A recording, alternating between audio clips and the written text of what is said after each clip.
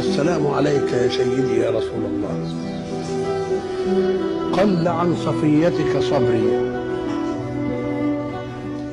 ورق عنها تجلدي،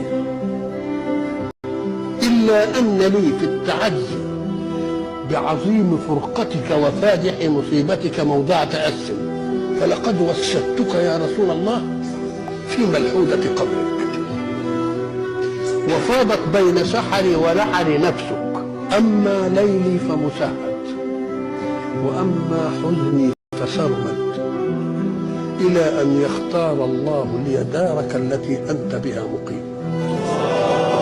اللهم صل على محمد وعلى آل محمد كما صليت على إبراهيم وعلى آل إبراهيم في العالمين إنك حميد مجيد.